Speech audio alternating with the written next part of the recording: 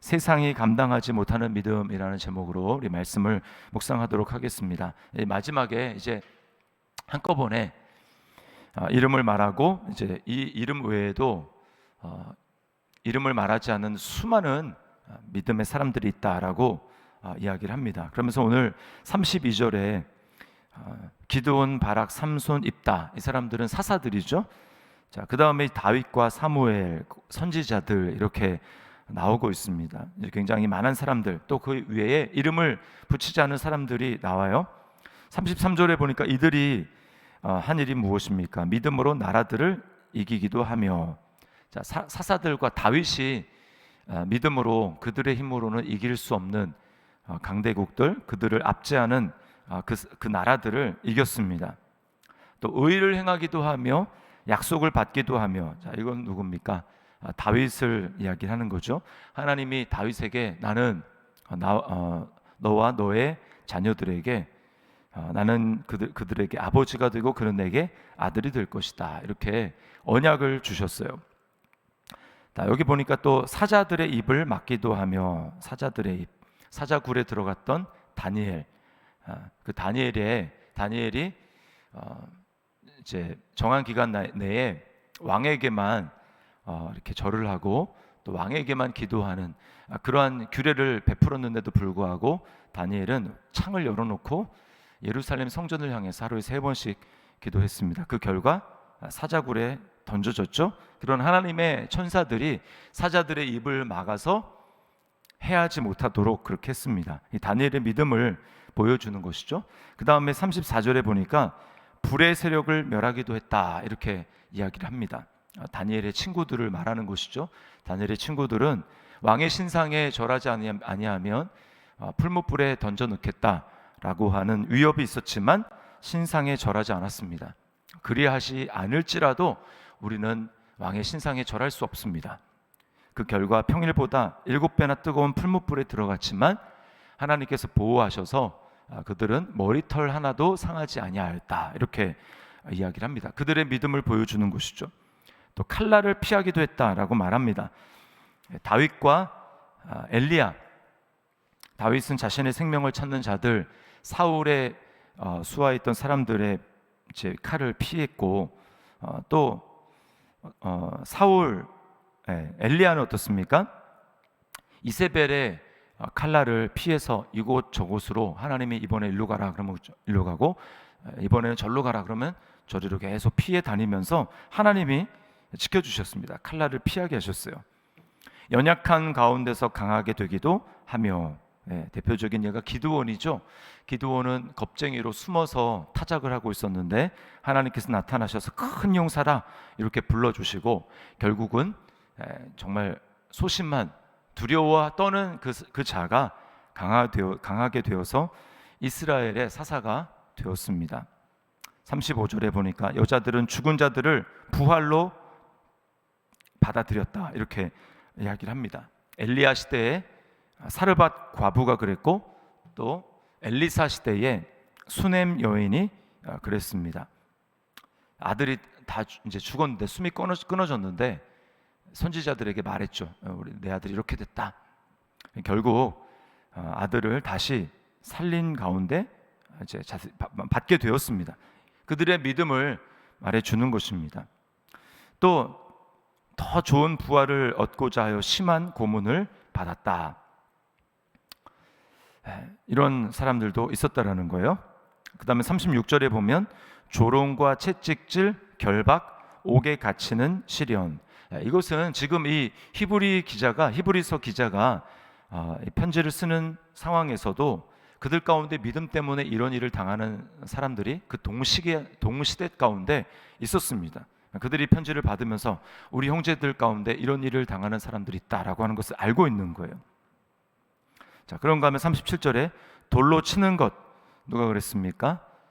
자기 조상으로부터 물려받은 이 포도원, 그 기업을 지키고자 나봇이라고 하는 사람이 돌에 맞아 죽었죠. 스데반과 바울도 마찬가지였습니다. 돌에 맞아 죽기도 하고 돌에 맞아 거의 죽기도 하였습니다. 톱으로 켜는 것, 전승에 의하면 이사야 선지자가 톱으로 켜서 죽었다고 합니다. 칼로 죽임을 당하고 아합 왕 시대의 수많은 선지자들이 다 이세벨의 칼날에 죽임을 당했습니다.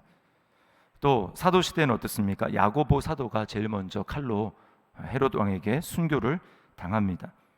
양과 염소의 가죽을 입고 유리하여 궁핍과 환난과 학대를 당하였다. 엘리야가 약대 털옷을 입고 좋게 사는 그런 편안한 삶을 거부하고 약대 털옷을 입고 이리저리 피하여 다녔습니다. 38절에 보니까 광야와 산과 동굴과 토굴에 유리하였다. 그 당시에 황제의 박해, 시대마다 좀 달랐지만 황제 박해를 받아서 지하로 이렇게 굴을 파고 들어갔죠. 콜로세움, 이탈리아에 있는 콜로세움이 그렇고 또 소아시아 터키에 있는 대린구유 이런 지역들이 다 지하로 깊이 지하 8층, 10층 이렇게 되는 깊은 곳에 마치 미로처럼 해서 그들이 신앙의 자유를 위해서 살아갔던 그들의 모습을 우리가 보게 됩니다. 자, 이렇게 믿음의 다양한 모습으로 핍박과 환난과 학대를 받으면서 살아갔던 이 사람들, 자, 이 사람들의 모습에 대해서 38절이 뭐라고 이야기를 합니까? 38절에 이런 사람은 세상이 감당하지 못하느니라 이렇게 이야기를 합니다. 세상이 감당하지 못한다. 이 말을 좀 쉽게 푼다면 이런 뜻입니다. 세상은 이런 사람들이 받아들일 만한 곳이 못 되었다라고 하는 거예요. 세상은 이런 사람들을 받아들일 만한 곳이 못 되었다. 왜 그렇습니까? 결국은 가치관이 충돌하기 때문이에요. 가치관이 충돌하기 때문에 정말 말씀대로 내가 그 말씀을 지키면서 살아가게 될 때 세상 사람들은 어떻습니까? 악한 세대일수록, 악한 시대일수록 말씀을 따라서 꿋꿋하게 그 말씀을 지키면서 내가 하나님 앞에 정직하게 이 말씀대로 순종하며 살아야 되겠다라고 하게 될 때 결국 그들의 모습 때문에 그렇지 않은 사람들이 정죄를 받게 되어 있습니다. 당신이 죄를 지었습니다 이렇게 말을 해서가 아니라 세상이 악하면 악할수록 그렇게 말씀을 지키며 살아가는 사람들 때문에 주변 사람들이 불편한 거예요. 그래서 당신 그렇게 안 살면 안 되겠느냐라고 회유를 하기도 하고 그렇게 계속해서 말을 듣지 않으면 그들을 핍박하기 시작하는 것입니다. 세상 사람들은 모두 다 이 세상이 전부인 것처럼 생각하고 그래서 이 세상에서 뭔가 보상을 받고 그래야 되는데 믿음의 사람들은 그렇지 않으니까 세상 사람들이 보기에 이해도 되지 않고 불편한 것입니다. 그러면서 때로는 화가 나기도 하고 그들의 모습 때문에 분이 나기도 하는 것이죠. 저들은 가진 것도 없는데 왜 기뻐하는가? 괜히 기분이 나쁜 것입니다. 예를 들자면 일본에 의해서 주권이 빼앗긴 그 시대, 일본의 식민지가 된 조선. 그럼 그때 살아가는 사람들을 한번 생각을 해보십시오. 정상적으로 우리나라를 되찾아야 되겠다라는 생각을 하게 됐을 때 그런 사람들은 그 시대에 살아가기가 참 어려운 것입니다. 그냥 수긍하면서 살아가는 또 많은 일본의 앞잡이로 살아가는 조선인들 또 그 땅에 살고 있는 수많은 일본인들을 생각하면 그들과 함께 살아가기가 어려운 것이죠. 부딪힐 수밖에가 없습니다. 왜냐하면 끊임없이 일본에 대해서 저항하고 일본이 잘못됐다라는 것을 여러 가지 행동으로 계속 드러나기 때문에 함께 살아가기가 너무나 어려운 것입니다. 반면에 아무런 저항 없이 살아간다. 그건 무슨 뜻입니까? 포기한 삶인 거죠. 포기한 삶. 그들의 신념과 가치를 포기하고 살아가는 것입니다. 오늘날도 마찬가지입니다. 우리 시대에 우리나라는 아직 막 그 정도는 아니지만 우리 동시대에 믿음을 지키며 살아가는 형제 자매들, 이슬람권에서 또는 불교가 굉장히 왕성한 그런 불교가 국교인 지방에서 살아가는 사람들 또는 공산국가에서 중국이나 북한과 같은 데서 믿음을 지키며 살아가는 사람들은 그들이 살기에 마땅하지 않은 곳입니다. 이 세상은 받아들일 만한 곳이 못 되는 것이죠. 그래서 핍박을 받고 있습니다. 우리나라도 마찬가지입니다. 계속해서 가치가 충돌하는 시대 가운데 뭐 동성애와 뭐 낙태 막 이런 것에 대해서 하나님 그것은 잘못된 것이다라고 계속해서 주장하게 될 때 대부분의 사람들이 포용을 주장하고 꼭 그렇게까지 심하게 얘기를 해야 되느냐라고 얘기를 하면서 박해를 핍박을 할 수도 있습니다. 우리가 히브리서 11장 이제 13절 거기에도 얘기를 했지만 이 땅에서는 외국인과 나그네예요. 외국인입니다.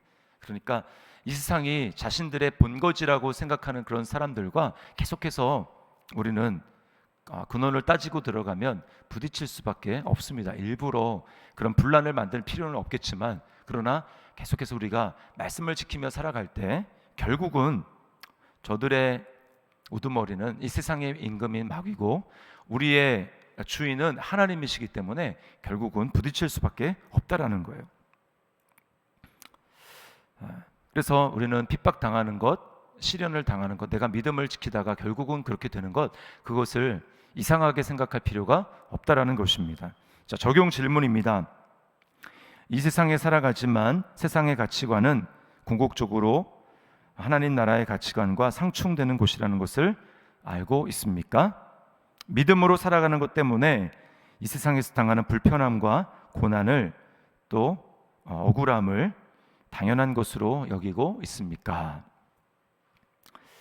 자, 이렇게 살아간 믿음의 사람들에 대해서 39절 말씀해 보니까 이 사람들은 다 믿음으로 말미암아 증거를 받았으나 약속된 것을 받지 못하였다 이렇게 이야기를 합니다. 증거를 받았다라고 하는 게 뭐라고 그랬습니까? 하나님의 인정을 받는 것. 이 사람들은 다 하나님의 인정을 받았습니다. 사람들은 그들은 인정하지 않고 뭐 저렇게까지 해서 뭐가 얻어지는 게 있느냐라고 생각을 했지만 하나님의 칭찬과 인정을 받았어요. 자, 그런데 약속된 것을 받지 못했다. 이 약속된 것이 뭘까요? 궁극적으로는 새 언약의 축복입니다. 예수 그리스도를 말미암아 우리에게 주실 하나님의 놀라운 은혜죠. 구원의 성취와 그로 말미암아 성령의 선물을 받지 못했어요. 자, 이 이야기를 하는 이유가 뭐냐면 우리는 그들보다 훨씬 더 복을 받은 시대 가운데 살고 있다라고 하는 것을 보여주는 거예요. 그 시대에 살고 있는 핍박을 당하고 있는 히브리서가 쓰여졌던 이 시대에 살고 있는 믿음의 형제들에게 이걸 말하는 것입니다. 40절에 보니까 이는 하나님이 우리를 위하여 더 좋은 것을 예비하셨은즉 우리가 아니면 그들로 온전함을 이루지 못하게 하려 하심이라. 네, 동일하게 우리도 마찬가지입니다. 우리도 하나님의 이 마지막 때에 주시는 축복, 이 마지막 때라 하면 예수 그리스도가 오시고 부활하시고 승천하심으로 말미암아 우리에게 하나님의 새 언약의 축복이 온전하게 임한 이 시대를 살아가고 있는 우리에게도 마찬가지죠. 하나님이 우리에게 가장 좋은 것을 예배하시고 하나님의 구원의 구약에 약속하셨던 모든 약속들이 우리를 통해서 성취되게 하시고 성취되는 것을 경험하게 하셨다라는 겁니다. 우리는 이것에 대한 자부심을 가지고 정말 우리가 놀라운 이런 시대를 살아가고 있는구나 라고 하는 것을 깨달을 필요가 있어요. 누가복음 10장 24절에 예수님은 제자들에게 이렇게 말을 했습니다. 내가 너희에게 말하노니 많은 선지자와 임금이 너희가 보는 바를 보고자 하였으되 보지 못하였으며 너희가 듣는 바를 듣고자 하였으되 못하였느니라. 물론 우리는 육신으로 예수님을 보지 못하지만 우리 안에는 예수님을 믿음으로 말미암아 예수 그리스도의 영이신 성령님이 우리를 떠나지 아니하시고 우리와 함께하고 계십니다. 우리는 그래서 성령님의 음성을 들을 수가 있고 하나님의 음성을 들을 수가 있고 하나님의 응답을 경험할 수 있고 우리가 어느 곳에 어느 처소에 있든지 하나님과 정말 동행하는 그런 삶을 살아갈 수 있어요. 어느 곳에든지 무릎을 꿇을 때 그곳이 성전이 됩니다. 얼마나 놀라운 일입니까? 그리고 우리가 입을 열어서 복음을 증거하게 될 때 그 사람들의 운명이 달라집니다. 예수님을 받아들였다. 거기 하나님의 나라가 임하는 것입니다. 그래서 예수님 뭐라고 합니까? 너희는 나보다 더 큰 일도 할 것이다.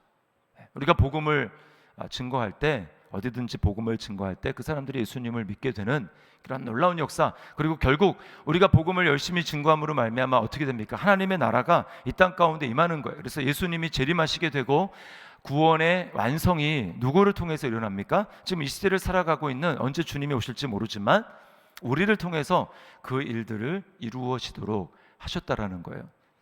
이게 얼마나 놀라운 축복이고 얼마나 놀라운 일입니까? 하나님이 이 일을 우리를 통해서 하신다라는 것입니다.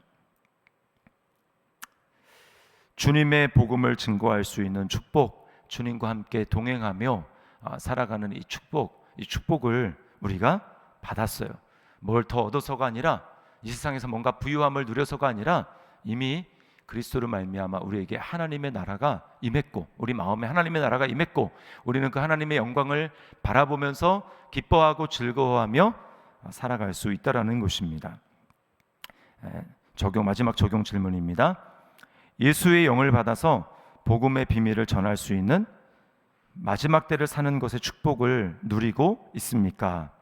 이것이 특권이라면 우리가 주님 나라를 위해서 무엇을 행하며 살아야 하겠습니까? 우리가 이것을 기억하면서 정말 마지막 때를 살아가게 하신 것이 감사한 일이구나 라고 하면서 오늘 하나님 앞에 우리를 통하여서 마지막 남은 하나님의 약속, 예수님의 재림, 그것을 이루기를 원하시는 하나님의 뜻을 행하며 나아가는 우리 삶이 될 수 있기를 주님의 이름으로 축원합니다. 같이 한번 기도하겠습니다.